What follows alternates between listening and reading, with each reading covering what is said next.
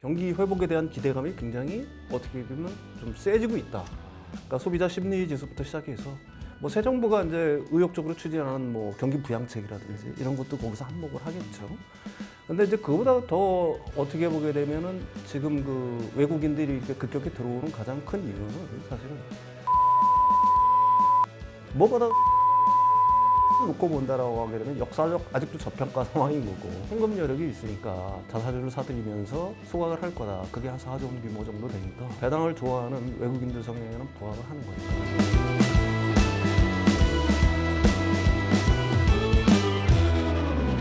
최근 국내 주식시장의 가장 뜨거운 화두는 바로 외국인 투자자들의 매수세가 아닐까 싶은데요.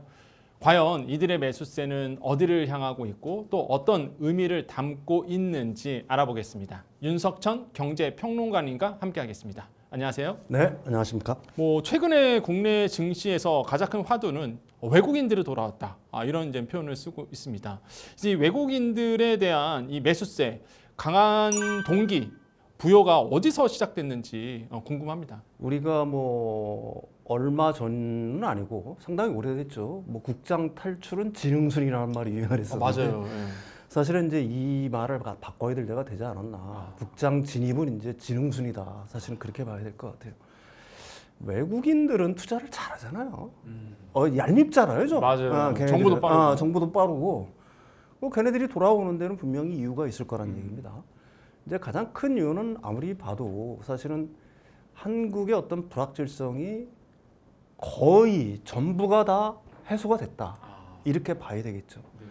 그동안에는 그 정치적으로 굉장히 어려웠고, 그 다음에 정치적 리더십도 사실은 부재한 상황이었고, 그 다음에 새로운 어떤 정부가 들어올지도 언제 들어올지에 대해서 사실은 깜깜한 상황이었었고, 사실은 뭐 그 탄핵 소추가 됐고, 그렇지만 그 결정이 언제 될지도 사실은 굉장히 어떻게 보게 되면은 불확실성에 휩싸여 있었던 상황들인데, 뭐 그런 부분들이 일단 해소가 돼가고 있는 게 이제 가장 큰 원인이 될 거고요. 그 두 번째로는 이제 그런 부분에 의해서 사실은 그 경기 회복에 대한 기대감이 굉장히 어떻게 보면 좀 세지고 있다. 그러니까 소비자 심리 지수부터 시작해서 뭐 새 정부가 이제 의욕적으로 추진하는 뭐 경기 부양책이라든지 이런 것도 거기서 한몫을 하겠죠.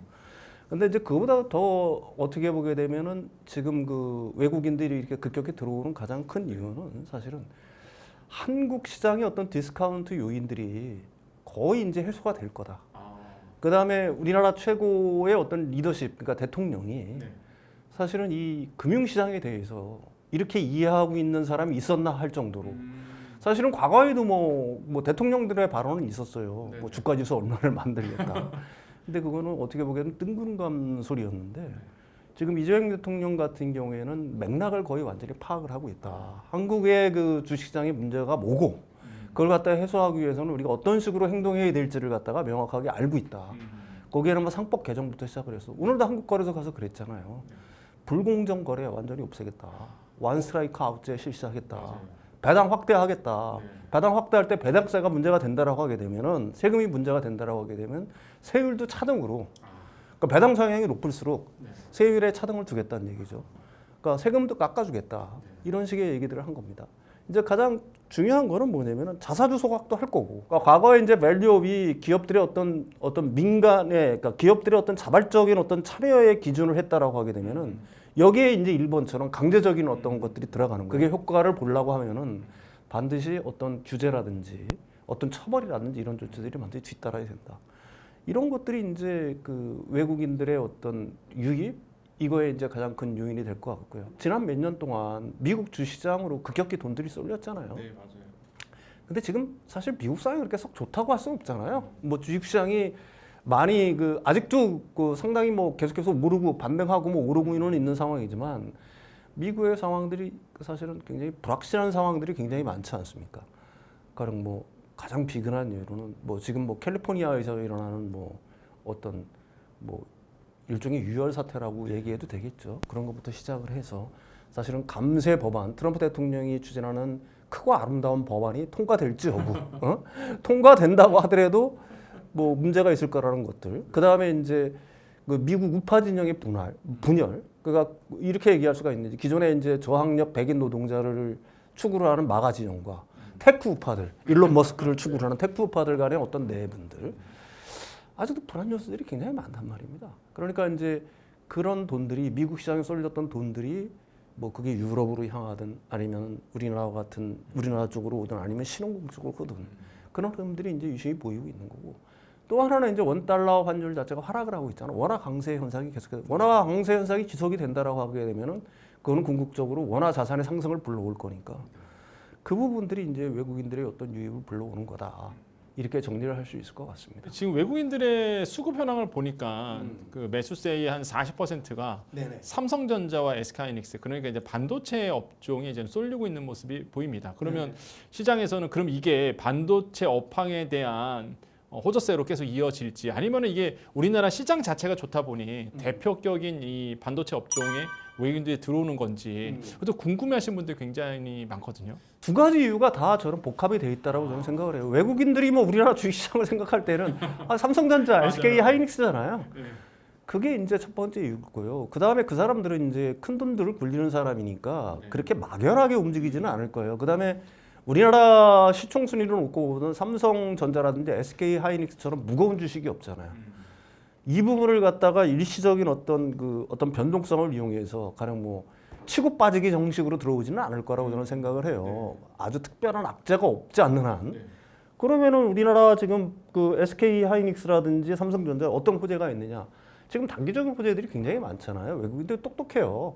램 고정 가격이 계속해서 올라가고 있잖아요. 이건 뭐 계속 될지 안 될지는 저는 사실 장담은 못 하겠습니다. 왜 그러냐면 이게 이제 사실은 7월 8일 상호 관세가 유예가 기간이 끝나잖아요. 그때까지 재고를 쟁여놓자 하는 생각들 때문에 사실은 어느 정도 이제 그 PC용이라든지 뭐 이런 쪽에 DRAM 수요가 있는 줄 알고 있어요. 뭐 DDR4라든지 이런 것들. 만약에 그게 뭐 관세, 반도체에 대한 관세라든지 뭐 이런 것들이 만약에 부과된다 하게 되면은 그때 수입하면은 뭐 손해지 않습니까? 그러니까 이제 그런 부분들에 대한 그러니까 관세 정책의 어떤 불안정, 그러니까 불확실성이 램 수요를 갖다가 늘리고 있다.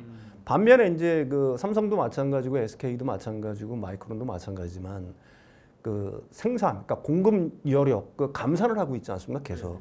그러니까 공급은 줄고 수요는 지금 늘고 있으니까 뭐 램 가격이 벌써 MOM으로 2달 동안 한 20% 이상 성장을 하니까 그 부분 호재일 거고요. 수출액이 당연히 늘 수밖에 없겠죠. 뭐 6월 달에도 한 20% 늘었더라고요. 5월 달에도 한 21% 늘었어요. 그러니까 이게 역대 최고치거든요. 근데 뭐 사실 뭐 이게 DRAM 수요만이 아니라 사실은 HBM 수요가 강하게 뒷받침이 되고 있다. AI에 대한 어떤 투자들이 꺾일 거라고 많이 예상들 했지만은 그렇지 않잖아요. 지금 소버린, 그러니까 중동의 그 소버린 AI 때문에 미국이 여기 엄청나게 수주를 해야 되잖아요. 이미 엔비디아 계약하지 않았습니까? 그러니까 거기 가려고 그러면 HBM 수요 있어야 되잖아요. 그런 수요들이 있는 거고. 그 다음에 또 하나의 어떤 긍정적인 거는 지금 미국과 중국 간에 계속해서 이제 관세 협상이 있는데 중국은 이제 휘토류 통제를 무기로 해서 미국을 압박하잖아요. 그러니까 미국이 줘야 될 건 다른 게 아니거든요. 첨단 반도체 수출. 그러니까 엔비디아 완전 최신 사양은 아니겠죠.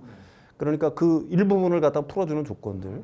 뭐 이런 것들이 이제 미중 간에 어느 정도 합의가 되면은 중국으로도 이제 그런 수요들이 있을 테니까 중국으로도 우리나라 삼성전자 HBM 많이 수출하잖아요. 그러니까 그런 부분들이 이제 어떻게 보게 되면 호조로 작용을 하고 있는 거고 무엇보다도 삼성전자만 놓고 본다라고 하게 되면 역사적 아직도 저평가 상황인 거고 거기다 이제 삼성전자는 현금 여력이 있으니까 자사주를 사들이면서 소각을 할 거다. 그게 한 4조 원 규모 정도 되니까 그런 것들도 뭐 배당을 좋아하는 외국인들 성향에는 부합을 하는 거니까요. 특히 이제 한국 정부의 어떤 밸류업 정책 뭐 이런 거랑 맞물리면은 이게 일시적으로 끝날 어떤 상황은 제가 생각하기는 아닌 것 같다. 그 삼성전자라든지 SK 하이닉스에 대한 수요는 생각보다 뭐 견고할 수 있다 이렇게 생각을 합니다. 오늘 전해드린 정보들 잘 참고하셔서 성공적인 투자하시길 바라겠습니다. 오늘 말씀 감사합니다.